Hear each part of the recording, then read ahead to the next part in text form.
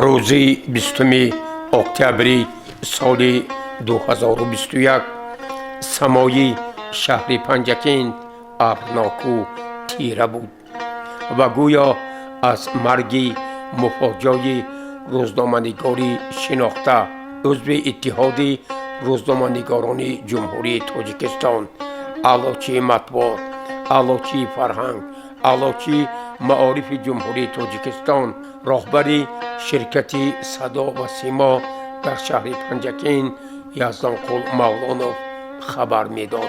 او از روزنامه‌نگاران خیلی شناخته بود و تمام عمر خویش را به این ساحه بخشید. از نخستین روزهای فعالیت در روزنامه زرافشان تا آخرین لحظه های عمر در شرکت صدا و سیمای شهر پنجکین سرسپرده کسب خویش بود و واقعا استاد ده‌ها نفر شاگردان و قلمکشان دیار بود و باقی خواهد ماند. از صبح بر وقت صدها نفر ساکنان شهر و دهات پنجکین، خویش و تبار، نزدیکان و پیوندان، همکاران، دوستان، اهل قلم و آنهایی که شادروان یزدانقل مولانوف را می شناختند و دوست می داشتند به منزل او آمدند و در غم و اندوه اهل خانواده‌اش شریک گردیدند. رسا ساعت 11 در آرامگاه سری کمری شهر پنجکین مراسم جمامد ماتمی، جنازه و دفن شادروان یزدانقل مولانوف برگزار گردید. جمامد ماتمی را رئیس شورای سابقه‌داران جنگ و مهنت شهر پنجکین آبلاخل رضایف آغاز بخشید. درباره خصلت‌های نجیبانه و سهم شادروان در رشد مطبوعات و دیگر ساحه‌های خواجگی خلق سخن گفته اندیشه و ملاحظات خویش را درباره شخصیت یزدانقل مولانوف بیان کرد. برادر شادروان سبحانقل مولانوف از همه آنهایی که در مراسم جنازه و دفن برادر او شرکت ورزیدند عرض سپاس کرد. امروز برای عائله مولانوف بسیار روز سخت سنگین است. ما یکی از جگرگوشه های بسیار نازنین، دلش همیشه سبز و خرسند بود، اون را از دست دادیم. برای همه شما، برای تشریف آوردتان، برای همراه بودتان در این روز مصیبت ما یک جهان تشکر میگویم. خانتان آباد، زندگیتان روشن و پرجلال باشد. تشکر. همینطور سرخطیب مسجد جامع مرکزی به نام خواجه محمدی بشارای شهر پنجکین حاجی امینجان غفارزاده پیرامون فضیلت‌های شادروان یزدانقل مولانوف سخن گفت. یک مردی بودن که هر سخنی که میگفتن خیلی فکر کرده، اندیشیده، پرمضمون، پرمعنی بود. بسیار مردی گفتیم دانا و زیرک بودن. بسیار مردی خاکسار، بسیار مردی رحمدیل بودن. فقط تقدیر خداوند همین است. علما میگویند که لموت القبیله خیر من موت العالم. یک قبیله مردنش خوب است از یک اینکه یک مردی عالم میره. میگن که موت العالم موت العالم. اگر یک عالم مرد، یک عالم میمرد. خیلی تقدیر خداوند همین است و ما همه بنده هستیم. ما فقط دعاگوی این کس هستیم. پس از ادای نماز جنازه شادروان یزدانقل مولانوف را در آرامگاه سری کمری شهر پنجکین به خاک سپاریدند. روزی که تنم به خاک نمناک شود، آوازه مردنم بر افلاک شود. ای خط در ورق در بماند 100 سال، بیچاره نویسنده که بر خاک رود. درباره نقش و مقام و سهم شادروان یزدانقل مولانوف در رشد روزنامه‌نگاری شاگردان، همکاران، دوستان و نزدیکان اندیشه های خویش را با اندوهی کلام بیان کردند. عبدالرؤوف مرودی، جانشین سرمحرر هفته‌نامه آموزگار. امروز ما بسیار شخص نجیب، شخص شهرت‌یاب، انسان کامل، انسان شریف را به خاک سپردیم. یزدانقل مولانوف تمام عمر کوتاه ولی پربرکت خود را به خدمت مردم، به خدمت دیار بخشیدند. هر کجایی که رفتن با چهره کشاد، با دلی کشاد رفتن. همیشه دور آرا بودند، همیشه دوست نواز بودند، همیشه در محیط بودند که آن محیط از هستی آن کس میشکفت و صحبت‌های خاطرمان داشتند، فعالیتی گسترده داشتند. من با یزدانقل مولانوفی عزیز خوشبختانه چند سال همکاری داشتم در شعبه معارفی شهر پنجکین. پس آن کس مدت مخبری هفته‌نامه آموزگار در وادی زرافشان بودند. باز یک همکاری زیاد داشتیم و این همکاری ها باعث آن شدند که ما همدیگر رو باز هم از نزدیکتر شناسیم، همدیگر رو بیشتر دانیم. من گمان میکنم که با رفتن یزدانقل یک جهان شادی و نشاط از ما رفت. با رفتن یزدانقل فرح و شادمانی از ما رفت. با رفتن یزدانقل یک پاره دل ما رفت. گویا از لبها تبسم ریخت، از دلها، در دلها فرح یخ بست. یزدانقل همیشه صحبت‌آرا بودن و در صحبتشان پیوسته سوال میگذاشتن. امروز من سوال میگذارم که دوستم، دوستی جوان مردم، بهر چی، بهر کی، چرا رفتی؟ تسلای دل آن است که با باوری کامل گفته می‌دانیم که جای چنین اشخاص، چنین شخصان برومند، قلمکشی ورزیده بهشت است. از خداوند به او شفاعت طلب میکنم. همه کاری نکوی تو مددگارت برادر جان، خدا یارت، خدا یارت، خدا یارت برادر جان. امروز سنه 20 اکتبر سال 2021 برای ما کارمندان شرکت صدا و سیما یک روز خیلی پر مصیبت، یک روزی وزنی بود. زیرا ما همگان با هزاران نفر مردم شهر و دیهات پنجکین، یار و دوستان، همکسبان از تمام گوشه و کنار تاجیکستان، یکی از روزنامه‌نگاران شناخته، اعلاچی معارف، عضو اتحادیه ژورنالیستان تاجیکستان، سروری شرکت صدا و سیما مولانا یزدانقل را به خاک سپاریدیم. در این قبرستان سری کمر هزاران نفر همدیاران ما خاک شدند و امروز استاد روزنامه‌نگاران یزدانقل مولانوف به جاویدانی پیوستند. به همگان معلوم است که یزدانقل مولانوف طول زندگی خویش اساساً در ساحه روزنامه‌نگاری با یک مهارت خیلی بلند فعالیت نمودند. شادروان پس از ختم دانشکده آموزگاری تاجیکستان در شهر دوشنبه فعالیت خویش را از روزنامه زرافشان شروع کردند.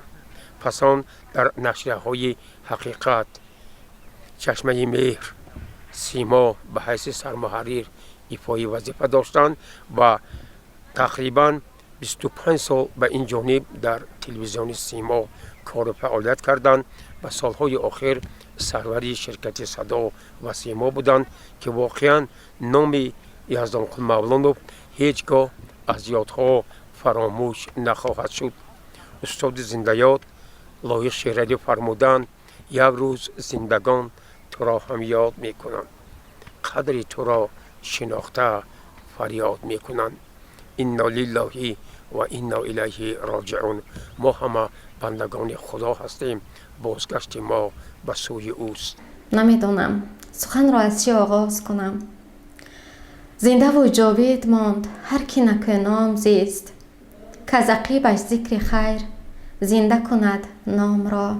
امروز برای ما کارمندان شرکت صدا و سیمای شهری پنجکند یک تلفات بزرگ بود. امروز نفری را از دست دادیم که استاد بهترینی بودند. محض با مصلحت و راهنمایی استاد یزدانقل مولانوف ما کارمان را پیش می بردیم. واقعا انسانی دانشمند، زمینی، کاردان، مصلحتگر و مشورتگوی شاگردان و همکاران بودند. تربیتگر و مصلحتگری به منتی بودند. با اطمینان گفته می توانم که استاد یزدانقل مولانوف مایه افتخار ما کارمندان و شاگردانشان هستند و تا ابد در دل و دیده های ما باقی خواهند ماند. آخر چند روز پیش با ما بودند و امروز در بین ما نیستند. ما الکی پزمان سخنهای و ظرافتگویی هایشان شدیم. استاد، این کارگاه امروز نور و فیض ندارد. آخر شما بودید. نصرت و فیض و نور و ضیا می بخشیدید. هر باری که رکلام یا رولی را ما از نفری قبول می کردیم، تازان به نزد شما می رفتیم. استاد، چی باید کرد؟ ما کنون حیران و لال ماندیم. استاد، امروز ما یک نفری را گم کردیم که برای ما خیلی مهم بود. دیگر زیاد حرف گفته نمی توانم. یادتان بخیر باشد استاد. روح و روانتان شاد. جایتان جنت، مکان آخرتتان آباد باشد. امروز ما کارمندان رادیوی صدای پنجکند با نیکی از شما یاد میکنیم. یادتان بخیر. الوداع. زنده و جاوید ماند هر کی نکونام زیست، کز عقیبش ذکر خیر زنده کند نام را. من زیاده از 2.5 سال قریب 3 سال می شود که با همراهی استاد یزدانقل مولانوف در یک اتاق کاری کار و فعالیت کردیم، ولی متاسفانه امروز استاد عزیز در بین ما نیستند. عمر آدم قیمت است و لیک در بازار نیست. روزهای رفتن در زندگی تکرار نیست. برای شما گفتنیم که روحتان شاد باد استاد عزیز، قبرتان پرنور، خانه آخرتان آباد. سنه 19 اکتبر سال 2021 تقریبا ساعت 18 قلب یکی از روزنامه‌نگاران ورزیده علوچی معارف جمهوری تاجیکستان، علوچی مطبوعات جمهوری تاجیکستان، رئیس شرکت صدا و سیما در شهر پنجکند استاد شادروان یزدانقل مولانوف از تپش باز ماند. برای ما اهل کلکتیو شرکت امروز روزی سخت‌ترین بود. شادروان یزدانقل مولانوف یکی از انسان‌های نیکسرشت، مهنت دوست، صلح‌جو، حقیقت‌گو، شخصی که ناتکرار و نایاب بودند. امروز متاسفانه اتاق کاری استاد شادروان یزدانقل مولانوف خالی است. میز و کرسی آن کس خالی است، چون استاد لایق شیرینی گفتند و من هم گفتم ای دوستان یادم کنید. رفتند و من هم رفتم ای دوستان یادم کنید. دیروز بودم با شما در محفل عیشی فرا، در خاک تنگی خفتم ای دوستان یادم کنید. استاد عزیز و مهربان شادروان یزدانقل مولانوف، الهی جایتان جنت و خانه آخرتتان آباد باد. من طول 6 سال با استاد یزدانقل مولانوف در یک اتاق کار کردم. بسیار خاطرات نیک از آن کس باقی مانده است. راستی هیچ از خاطرم نمیبراید. دستی خیر بسیار میکردم. با استاد در یک جا بودیم، در یک هنگام تنظیم برنامه و یا گزارش ها در یک جا کار میکردیم. از راستی باوری هم نمی آید که استادی من امروز در بری من نیستن. استاد یزدانخون مولانوف خاکسار بودن، با تمکین بودن، شخص خوش چقچق بودن. استاد عزیز جایتان جنت، خانه آخرتان آباد باشد. مرگ صاحب دل جهان را دلیل کلفت است. شمع اگر خاموش گردد داغ محفل می شود. امروز برای کارمندان تلویزیون سیمای شهر پنجکین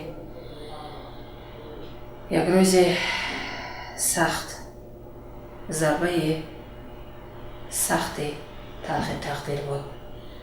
زیرا استاد مهربانی ما، شیرین سخن و شیرین گفتار ما، استاد یزدانخون مولانوف در سن 69 سالگی از این دنیا چشم پوشیدند. عمر آدم قیمت است و لیک در بازار نیست. بی ثمر بودن برادر زندگی دشوار نیست. در طبیعت فصلها تکرار را به نزدیگر، لیک عمر رفته را در زندگی تکرار نیست. استاد یزدانخون مولانوف مرد شیرین سخن، خوش بیان، دانشمند، مردی سخی و سختگیر بودند. من طی 12 سال است که با استاد شیرین سخن یزدانخون مولانوف کار و فعالیت داشتم و امروز برای کل کارمندان شرکت صدا و سیما یک روز به نهایت نحس گویم خطا نمی کنم، زیرا در فصل پاییز هنگام زرد شدن برگ درختان عمر استاد عزیز ما امروز خزان گشت. ما از مرگ استاد شیرین سخن یزدانخون مولانوف شاگردان، همکاران و دستپروران ایشان غافل ماندیم. من به کل اهل عالی استاد یزدانخون مولانوف صبر جمیل میخواهم. الهی خانه آخرت استاد همه وقت آباد باشد، قبرشان پر از نور الهی باشد.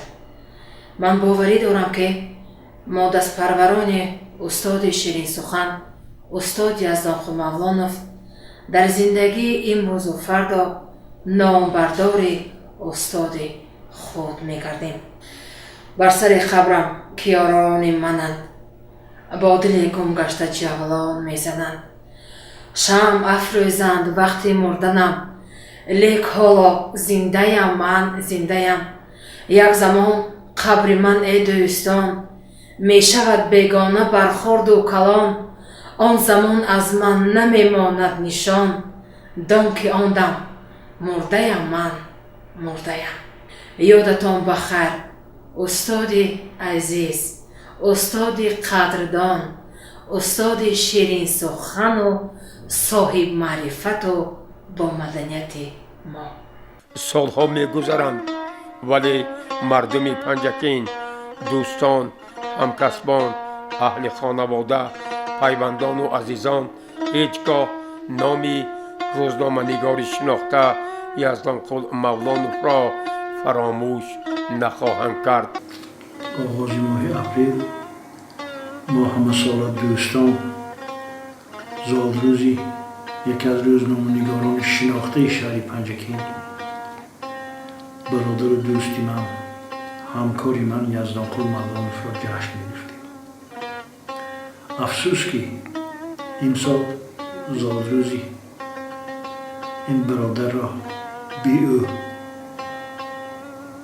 اهل عائله و دوستان تجلیل میکنم. یادم میاد که سال 1980 من بعد ختم دانشگاه به روزنامه زرافشان به کار آمدم و آنجا با یزدانخون مولانوف که مدیر شعبه صناعتی این روزنامه را با داشت شناس شدم و این شناسایی طور سالهای زیاد همکاری به دوستی و برادری تبدیل یافت. یزدانخون مولانوف از روزنامه‌نگاران شناخته پنجکین محسوب می‌شدم. با ابتکار او نشریه آموزگاران پنجکین با نام چشمه مهر تأسیس شد و به چاپ رسید و امروز خوشبختانه من این کاری برادرم یزدانقول مولانوف را ادامه میدم. همچنین با ابتکار یزدانقول مولانوف نشریه کمیته شهری حزب کمونیست با نام حقیقت به نشر می‌رسید و برادر زنده‌یاب سالیان زیاد در شرکت صدای سیما هم وظیفه خبرنگار، سرمحرر و نهایت تا دم مرگ وظیفه دیرکتوری را به جا آوردم و با تشبث او نشریه این شرکت با نام سیما نیز به نشر رسید و حالا نشریه این نشریه را شاگردان یزدانقول مولانوف به عهده دارند ادامه میدهند. من گمان میکنم که هرچند برادر و دوست گرامی ما یزدانقول از دنیا رفتند ولی کار او، نیت‌های او را ما همسفان و همکسبان و شاگردان زیادش در شرکت صدای سیما ادامه میدهند. همچنین افزودنی هم که یزدانقول یک انسان دیده درا، دلکشاد و دستکشاد و در هر مورد و معرکه که یزدانقول اشتراک داشت آنجا سخن خوش بود، خنده بود، تبسم بود، آنجا غیبت نبود، سخن بد نبود. من یزدانقول مولانوف را همینطور یاد میکنم و همینطور به خاطرم مانده است. امیدوارم که خانه آخرتش پر نور باشد و رحمت پروردگار به او ارزانی گردد. خاطره او در دل ما، در یاد ما همیشه باقی خواهد ماند. امروز ما درباره روز یاد بود یکی از برادران بسیار نزدیک، یکی از دوستان بسیار مهربان سخن میگوییم. اسم 30 سال باز میشناسم و یکون وقت من این مرد بزرگ به تبسم به یک گپی خوش قبول نکردم. وقتی ما میخوریم در بجوی نباشد حتما یک گپی خوش میگفتن، یک خبری نام میگفتن که یک کار میکنن که ما با همین گپی هم کسی یک روز درست یک هفته گپ تکرار فکر میکنیم و بس که در صدای سیما فعالیت میکردم من گفتم که استاد شما یک رسم و صورت خوشرو رو ما میبینیم بعد یک شعر ما بعد دیگر با دیگر مضمون میگفتم که استاد صورتگری زیبای شینگ را صورتی یارم ببین یا صورتی کسی چونین یا ترکن صورتگری میگفتم قسمم برسیبا چی بودم استاد میگه سنتی بلند داریم بسیار یعنی که شما باید من بسیار بالا بالازم. یکی از خوشبختی انسان دارم است که بعد از سریعه بعد از وفاتی باید ما باید به نیکی باید دارم و آدمی خوب بود کنم که این باید رحمتهای خیلی زیاد میدارد. من درباره برادر عزیز گفتین هستم که این آدم حیات خیلی پرسمار به سر بودن، حیات خوب سر گذاروندن از خود عمر این باز از عمر انسان هر انسان باید که در دوره حیات فعالیت خود از خود یک چیز باقی ماند. شاعر میگه که برای آدمیت سه نشانه نخست فرزند خود، دوم بنیاد خانه و سوم درختی را با حاصل پروریدن و بعد این سه نشانه جاودانه. این سه نشانه یک شاعر گفت من در حیات برادر عزیز میبینم برای اینکه فرزندای خوب دارن، عائله خوب دارن و از همه یکی سزاوار احترام مردم بودن. وقتی که با کار آمدم همین خبر مرگ یزدانقول فهمیدم مصرع شعر با خود اومد که دوستان یک شوم خبر زیبا پدر گم کردم، من در آغان جوانی تاج سر گم کردم، دوره بر دل نهید ای دوستان از من پدر نه همه دور گوهر گم کردم. این فرزندان این آدم شخص بزرگ هر یک انسان پدر بزرگ است، پدر حیات وقتی که پدر خود را دستانم رو وظیفه فرزندان ما میدارد که اجازه یک از وظیفه های فرزندان هر یک پدر و مادر از آن میبرد است که دوستان پدر یاد کنند و دوستان پدر همکاری کنم و دیداربین آنها روم و درباره پدر خود گپ‌های خیلی خوب میشنوم. امروز من از این تخت اونها که من یادبود تشکیل کردم به خاطر پدر بزرگوارشون من خیلی خرسند هستم. که پدر در آسمان زندگی آفتاب فرزند است، شکوه و شهرت او باعث ادراک فرزند است. چو برف قله ها ماهش سفید گردیده باشد هم، اگر عصای پیری را به دست بگرفته باشد هم، ولی او دیده فرزندش قوی روح جوان مرد است. همین جوانی قوی روحی هیچ انسان باورند که 30 سال این آدم به این وای رسیده است، برای اینکه فرزندی خود داشتن و یک خوکی داشتن معلوم نکنید در سال ها شدن. برای من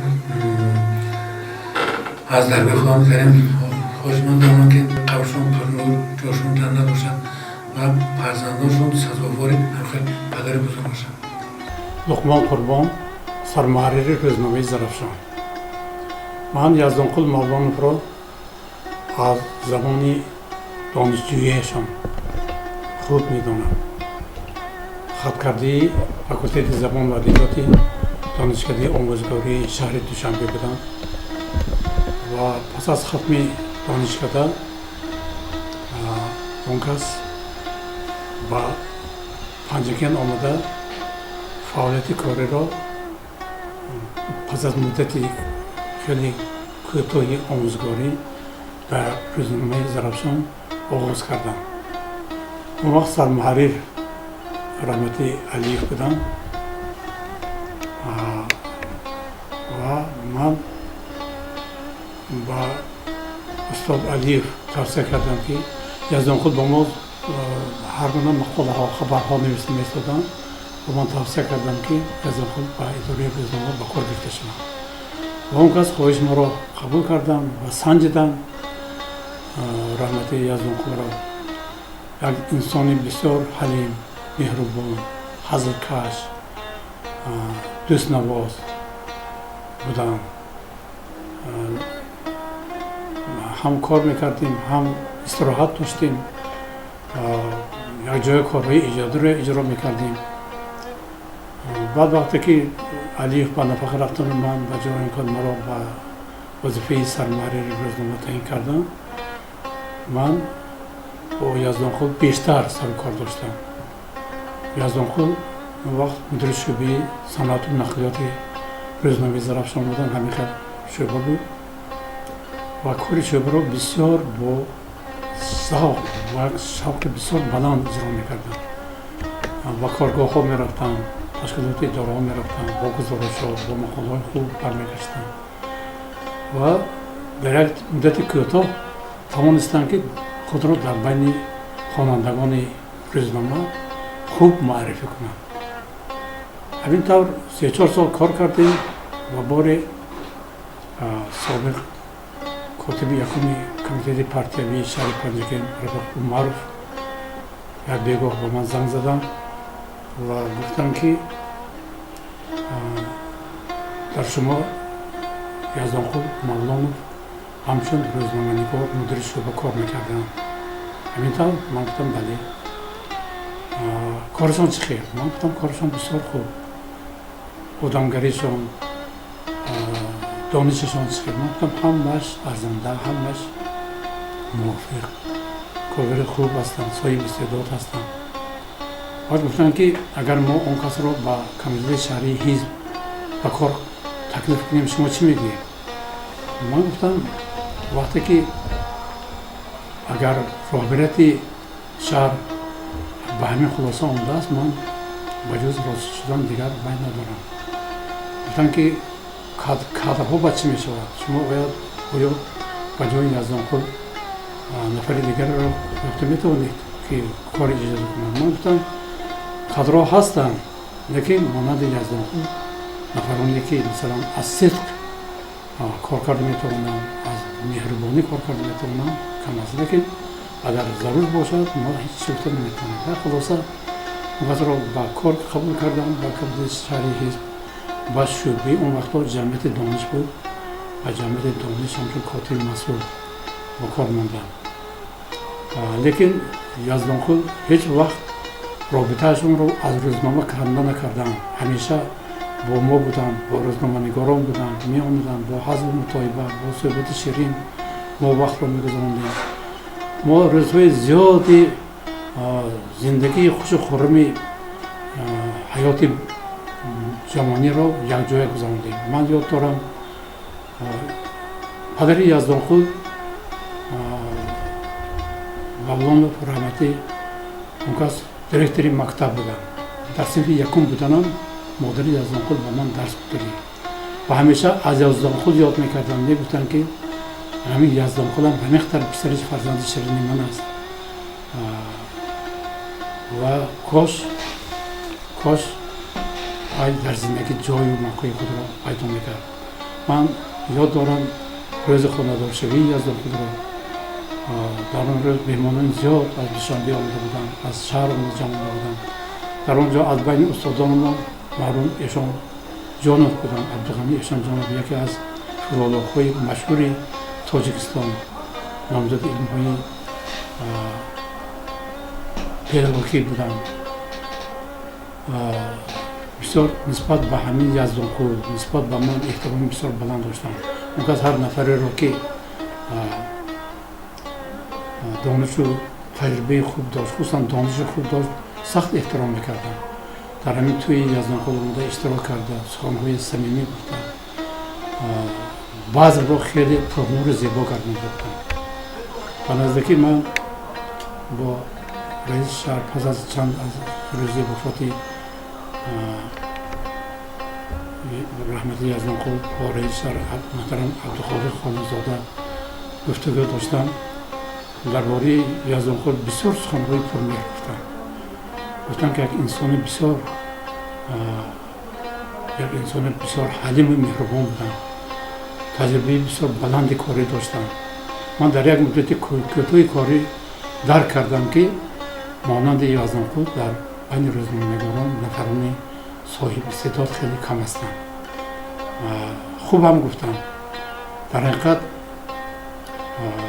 نه تنها مردم بلکه روبران هم استعداد خود رو، استعداد فطری رو، اون نفری که ذوق و طبع بسیار بلند ایجادی دارد خوب درک میکنن، خصوصا رئیس ابراز شهر پنجگین. من حالا چند لحظه به اندیشه رفتم، سیمای برادر عزیز خود، دوست مهربان خود را پیش نظر آوردم، یاد کردم و صد افسوس بودم که همین گونه انسان های مهربان، همین گونه انسان های برای جمعیت ضروری، همین گونه انسان هایی که مثلا می توانستند برای مردم زیادتر خدمت کنند از بین رفتن. یادشون بخیر. من با امراد شایر رئیس سابقه داران جنگ بزرگ وطنی و مهنت در حزب کمونیستی شهر پنجگین. من یزدانخوی مولانوف از خردیشان میشناسم، پدرشان را میدانم. پدرشان بسیار یک شخصی سیاهی، شخصی با مدنیت، دانشمند بودند. مدیر شعبه معارف شده کار کردند، دیرکتری مکتب شده کار کردند. و یزدانخوی مولانوف فرزند همین خیلی انسان حلیم، خاکسار و همین خصلت های پدرشان به یزدانخوی مولانوف گذشتگی. یزدانخوی مولانوف آدم زمینی، خاکسار، مهربان، آدم دوست بودن، بسیار دانش بلند داشتن. ما همراه اون کس اینستروکتوری کمیته شهری پارتی بودن، ما گزیت روزنامه حقیقت تشکیل کردیم. در روزنامه حقیقت محررش همین یزدانخوی مولانوف شدن. وقتی که روزنامه رو از چاپ برآوردن، شماره اولش به یک جمله بسیار عجایب از خودشان علاوه کردن که حقیقت قطع شودن نمیشکند. انا همین جمله تا همین روزه همین روزنامه حقیقتی ما دوام دارد. این شعار یزدانخوی مولانوف. یزدانقل مولانا بسیار انسانی حلیمی دانشی برند داشتند، انسان دوست بودند، خاکسار بودند و همراه یک چند سال زیاده از 30 سال همراه کار کردیم. یگان بار سخنی بد از دهان اون کس نشنیدیم. بسیار انسانی ناز بودند. گرچندی که جسد یزدانقل مولانا را به قبرستان به خاک سپردیم و تا همین روز من باوری ندارم که یزدانقل مولانا وفات کرده باشند. گویا در پهلوی ما باشند. همین یک انسانی حلیم و خاکسار بودند، آدم دوست، مهربان بودند. برای همین من همیشه نام یزدانقل مولانا رو احترام میکنم، خودشان رو، فرزنداشون احترام میکنم، عائله ناز، فرزنداشون، فرزندای ناز. در کار حزب کمونیست تمام چاره بینی های ما فعال بودند. هر یک سخنشان، هر یک دقیقه، هر یک وعدهشان و وفا میکردند. همین خیلی آدمی حقیقتگو، حقیقت و مهربان بودند. روحشان شاد بود. ما امروز جمعه فرزندی شهر پنجکی در هم پنجکی تولد شدگی در مکتب کروبسکی با همراهی یزدانقل مولانا که برادری کونه و بچگی ها بودن میخوندم. با همراهی یزدانقل به غزه رفتیم. از این بالا در اونجا خدا رحمتی شادروان شریف بدل و محمد رسول که خودی پسرش کاری همون دیوشتی کار بوده شده در لب دریا یک تورباز ساختن که در لب دریا ساختمان رو اکنون سر کرده. اونجا شتر دیدن که این هوای بین، این جای بین، همه خیلی جای زور بسیار شما اونجا که این جوها گشته گفتم. من حالا با این زور تراش هست. خیلی اونجا با یک بناورتم چهار زندانو. همونجا یک شاعر هست، ایزای معصوم میگن. باید خودش مایدی کرد بچه چه بونه. بعد پسر رفت که عبید بیان. و ما همروی همون نوار بردار رو یزدانقل و ما در آمدیم و خانه در آمدیم شدیم خیلی چوی پای همه چی تشکیل کردیم. بعد همون خودی همون یسا جان یک لباس جامعه مایدی پوشتی خودش مایدی کرد باید باید پوشتی که ما پیش ما شدیم و یزدانقل گفتن که اکا باید پدرتون رو جغزی نید بیان بودن. بعد گفتن که پدر من مردگی کو. بعد گفتن که آقا شاور کنی بابا ایخلازم که من باید خانده که ضرب داکی خانده که عدیگه آغاز کرده شما بودن که شما خودتون مایدی کرد یک کتابتون کلام بودن. یک شیر کلام رو یک چای میشیدیم. بعد از اونجا برگشتیم و پنجکی آمدیم. گفتن که بسیار جاهای زر بودن. من در همه جا گشتم این جاها رو ندیدم. در حقیقت شما مایده آبادی کراس بودتون کردی سال دیگه تون همیشه آبادکاروی ایو بسیار شود. پنجکی تاجیکستان آباد میشدیم. بار آخران آمدیم.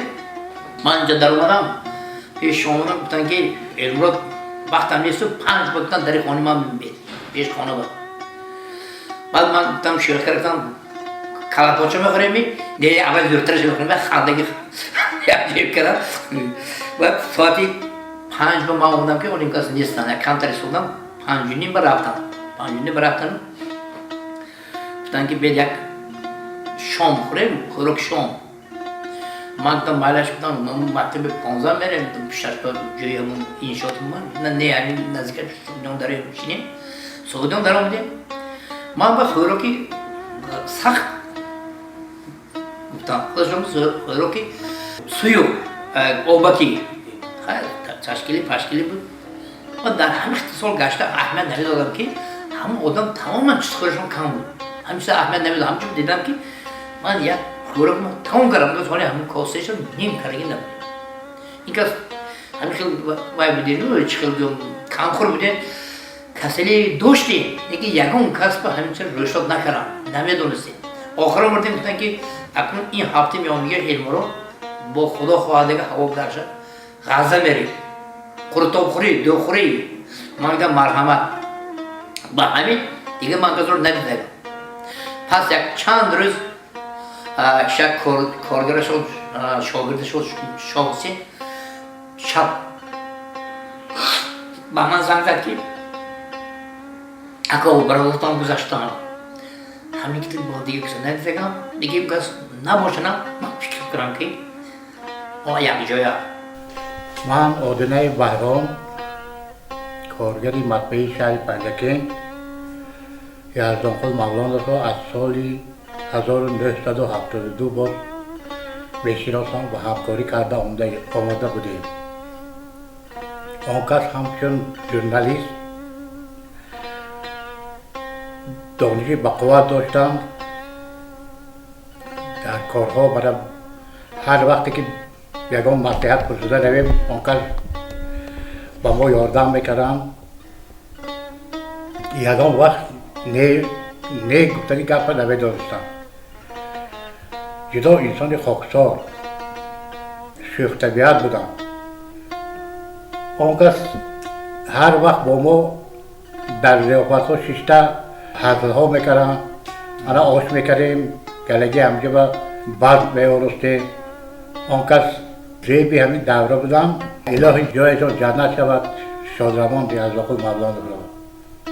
من حکیم عبدالکرام توی چند سال است که با یزدانخیل از سالی 1990 اینجایی من یزدانخیل خیلی همنشین همخیز هستیم. بسیار آدمی بزرگ بودند. فقط آمده ما راه کار نشان میدادند.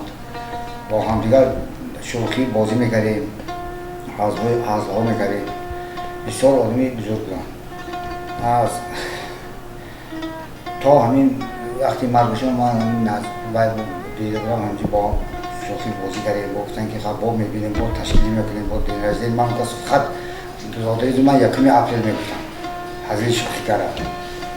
هر باری که زیر نشدم ما تلفن میکردیم یا ما کسی نبینیم ما زنگ میزنیم که ما در کجای برید یک بشینیم حیلیم جاشان جنت شود، خانه آخرشون آغوش باشد. من گلرسори ҳабибӣ аз солҳои 1996 то 2007 дар ҷамъияти масъулияташ маҳдуди симо тв ҳамчун натоқ журналист кор кардам. солҳое ки дар телевизиони симо кор кардам солҳои хотирмон буданд. раҳнамо дастгирии гурӯҳи эҷодии шодравон устод яздонхул мавлонов будам ки мо бо он кас ҳамкорӣ карда барномаҳоро таҳрир мекардем ва сабт мешуд. вақте ки болои барномаи чамани орзу кор мекардем бо натоқи шинохта устод фурқати эгам пеш аз оғози барнома аз акои яздонқул устод шодравон матнҳои барномаи моро дида фақат кӯшиш мекарданд ки мегуфтанд ки бояд ки мазмун дошта бошад, байтҳо аз адабиёти классики тоҷик бошад, мусиқиҳо бояд ки такрор ба такрор набиёнд, бояд ки бинанда вайро барномаро тамошо карда бояд ба як шавқ тамошо кунад, бо як вай рӯҳии баланд тамошо кунад. ҳар саҳар ба кор меомадам, аз хотирам намебурод, меомадам мегуфтанд ки ҳа гулрухсор сари сабади симо тв омадед мегуфтанд. баъд мегуфтанд ки гулрухсор ҳамин бояд ки ман барномаи пайғомро мебурдам, чамани орзу эълон мехондем инҷа. кӯшиш кунед ки ҳамин суханотон зебо бурод, сару либостон шинам бошад ки бинанда ҳамто ҳаловат барад аз тамошо. ҳамона имрӯз устод дар бари мо нестанд. рӯҳашон шод буду, хотираташон обод. воқеан ёди журналисти шинохта яздонқул мавлонов аз хотираҳои моҳамкорон, дӯстон ва мардуми панҷакин ҳамеша абадзинда боқӣ хоҳад монд. чунон кун зиндагонӣ дар замона казу зинда бимонӣ ҷовидона.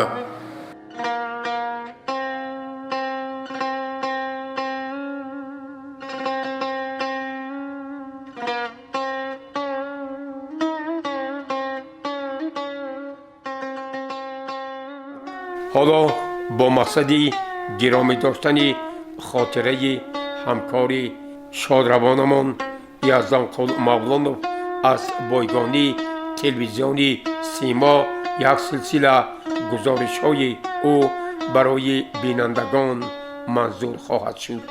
گر بزرگ و خرد میهن میهن است، گر بزرگ و خرد دشمن دشمن است. از عدوان ملک ایمن داشتن قرض فرزندی هر شیرافکن است. خیلی خوشحال است که امروز گروه اولین جوانان شهر دیات پنجکین با درک همین معنی یعنی وطن را دوست داشتن و آن را حفظ کردن اختیاری به صف قوای مسلح جمهوری تاجیکستان سفربر میشوند. در دایره معرکه دعوت بهاری جوانان برای خدمت در صف قوای مسلح جمهوری تاجیکستان نزد مجسمه شاه اسماعیل سامانی شهر ایدانا آرا یافته بود. اینجا گروه جوانان که اکثرشان را اختیاران تشکیل میدادند، نماینده کمیته حربی شهر، والدان و خوانندگان مؤسسات تعلیمی به هم آمده بودند. در وقت معین شده جامعه تنطره بخشیده به گسیل نوازکاران آغاز یافت. بعد برنامه ادبی موسیقی و تناول آش جوانان با سر بلند و افتخار ملی به خدمت مادر وطن سفربر شدند.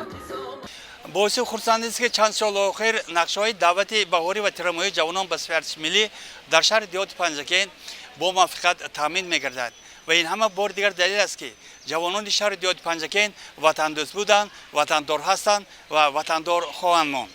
26 ایون سال 2017 و 25 اکتبر سال 2017 همین فاصله است از آمدن سیل دهشتناک در دهه اماندره و همین فاصله است در بنیاد 10 خانه برای ضرر دیدگان آفت طبیعی.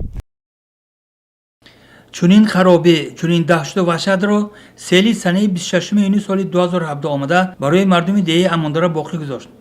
ولی مردم با باوری به فردای خوب، اعتقاد و اعتماد به اساسگذار اصول وحدت ملی، پیشوای ملت پرزیدنت جمهوری تاجیکستان محترم امام الرحمن زندگی داشتند.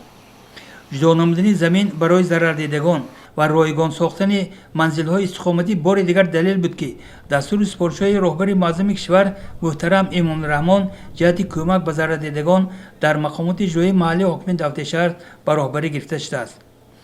با کوشش بناکاران جمعیت سهامی پنجکینساز و تشکیلات ساختمان رقم 3 10 خانه استقامتی در کوتاه‌ترین مدت با صفت خوب ساخته به استفاده داده شد. با مقصد سپردن کلیدی خانه‌های نو در موضع دشت مله جمعیت تنظیمی دایر گردید که در آن رئیس شهر اسلام زادزاده سخن گفته مورد بهره برداری قرار گرفتن خانه‌های استقامتی را دلیل غمخوری نوبتی پرزیدنت جمهوری تاجیکستان محترم امان الرحمن نسبت ضرر دیدگان آفت طبیعی ارزیابی نمود. مردم ضرر دیده نیز با شکرگزاری از دستگیری و توجه مقامات‌های راهبر دهم سطح سخن گفتند. هنوز از روزهای اول سیل دهشتناک که به دهه اماندره شهر پنجکین آمده بود، مردم ضرر دیده باور داشتند که راهبر معظم کشور البته به کمک آنها میرسد و چخیلی که امروز میبینیم همینطور هم شد و 10 منزل نو استقامتی برای ضرر دیدگان آفت طبیعی دهه اماندره امروز مورد استفاده قرار میگیرد و این بار دیگر دلیل به آن فکر است که مردم تاجیکستان تنها نیستند. آنها را راهبر معظم کشور محترم امان الرحمن همیشه یاور و مددگار است. به هر کاری که همت بسته گردد اگر خوری بود گل دسته گردد. حشر آبادانی که با اشتراک ساکنان شهر دیات پنجکین امروز در ورزشگاه مرکزی شهر صورت گرفته است همین بیت‌ها را تقویت می‌دهد. امروز اینجا چی پیرو چی برنا با ننگ و ناموس وطنداری جمع آمدند تا که انشاءات مذکور را سر وقت و با صفت خود مورد استفاده قرار دهند. چنین عزم و ثبات، چنین متشکلی و چنین به هم آمدن مردم با استفاده از اصول بابای اشر بار اول است که در ورزشگاه مرکزی شهر از آغاز کارهای تجدید از نوسازی به مشاهده رسید. کجای می‌نگرید آنجا زحمت و یکدلی یا دیگر فهمی احساس خودشناسی و وطنداری به خاطر آبادی باز هم بیشتری شهر باستانی پنجکین که آن یک گوشه تاجیکستان عزیز است به مشاهده می‌رسید. عزم و ثبات مردم دلیل به آن فکر بود که نقشه‌های تجدید و عظم‌سازی ورزشگاه مرکزی شهر خوش‌صفت تامین می‌گردند. میدان بازی فوتبال در شهر باستانی پنجکین فردا چون ورزشگاه زمانوی در سطح بین‌المللی مخلصان فوتبالبازان را قبول خواهد کرد. سیاست سازنده و بنیادکارانه اساسگذار صلح و وحدت ملی پیشوای ملت پرزیدنت جمهوری تاجیکستان محترم امان الرحمن در ردیف دیگر ساکنان جمهوری مردم شهر دیاد پنجکین رو نیز بی‌طرف نگذاشته است و ما از به همین خاطر امروز میدان فوتبال شهر پنجکین با میدان ننگ و ناموس با میدان وطن و وطنداری تبدیل یافته است و ما اطمینان کامل داریم که ساکنان شهر دیاد پنجکین با عزم درست و سعی کامل اینجا مهنت کرده انشاءات مذکور را در وقتش مورد استفاده قرار میدهند. آمادگی به جشن نوروز سال 2016 نوروز 25 سالگی استقلالیت دولت جمهوری تاجیکستان در شهر باستانی پنجکین چند مدت است که ادامه دارد. به این مناسبت پنجکین ادامه آرا داده شده. شعار و آوازها علاقمند به این سند زیاد به چشم می‌رسیدند. مردم شهر دیهات جامعه مهنتی به این مناسبت تدبیرهای زیاد اندیشیده. هر یک روز ساعت آب و هوای مساعد از جمله روز 20 مارس را ثمرناک استفاده بردند. امروز تشریف و تردد اطراف 6 دیگ سومنک که در شفت طرفخانه دوستی گذاشته شده بود بیشتر احساس می‌گردید. مردم اینجا با امید به روزگار نسبتاً بهتر آسایش و آرامی مملکت دیگ سومنک گذاشته دست به داد داشتند که فضای صلح و وحدت دائما همینطور صاف و بی‌غبار باقی ماند. صبح 21 مارس از چهاربین زیادی نوروزی از جمله به گروه سابقدار مهنت سپردن تحفه‌های رئیس ولایت سوخت عبدالرحمن قادری آغاز یافت. با این مناسبت در مقامات اجرایی محلی حاکم دفتر جامعه دایر گردید. پدران شهرتمند و مادران ارجمند را رئیس شهر اسلام زیازاده و نماینده مقامات اجرایی محلی حاکم دولتی ولایت سوخت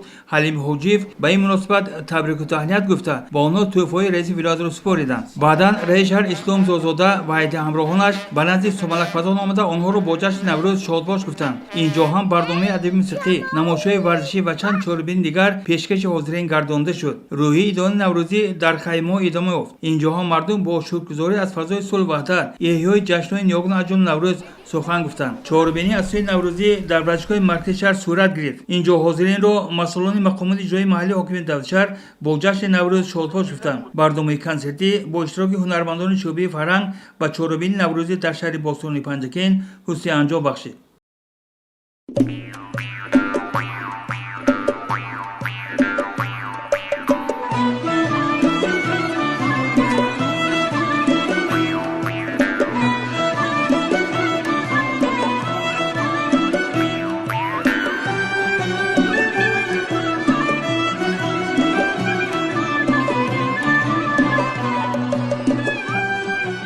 دستور سپارش‌های اساسگذار صلح و وحدت ملی پیشوای ملت پرزیدنت جمهوری تاجیکستان محترم امام رحمان بابت بنیاد میدان‌های باغ در شهر دیات پنجکین نه تنها از طرف راهبران خواجگی دیخانی بلکه از طرف شهروندان علایده و راهبری گرفته شده است. با خواجگی دیخانی سینا که تشبسگار تشکیل‌یابی‌اش پیرمرد نورانی ساکن 77 ساله دیه میندانه حسن‌بای بابای و فرزندانش میباشند هنگامی آمدیم که اینجا نبض مهنت اعلانبخش جوش میزد. در زمین علمی باغ بنیاد کردن آسان نیست زیرا اکثر وقت حتی هنگام آب طلب بودن درختان تنها با امید باران میشوید. این مشکلی بابای حسن‌بای و فرزندانش نیز همواره دنبالگیر است. بریده نان حلال پای مهنت حلال یافتن برای عائله حسن‌بای بابای شعار زندگی است. با عبارت دیگر گویم استخوان این پیر خرد با مهنت حلال به نفع مردم شخص شده است. همه مهنت حلال همین هیچ کاری اگر باور رسد یا که همه دهنش میرسد.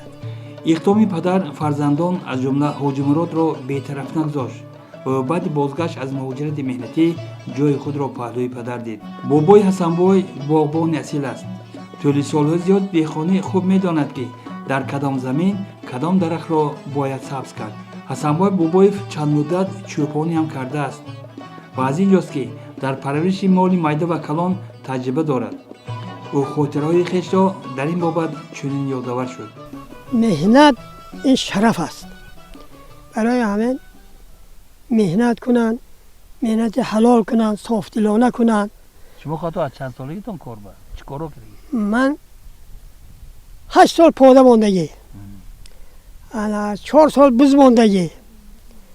انا 5 سال گوسفند ماندگی. چوپان بودی؟ چوپان بودم. همین خلق با. انا من این دیگر این من همین باغ سوغات کلخاص با کار میکردیم تاکو و اوبا. من رازیسکه میزدیم و همین حال میشنوندیم. زندگی آسان نبود و آسان نیست.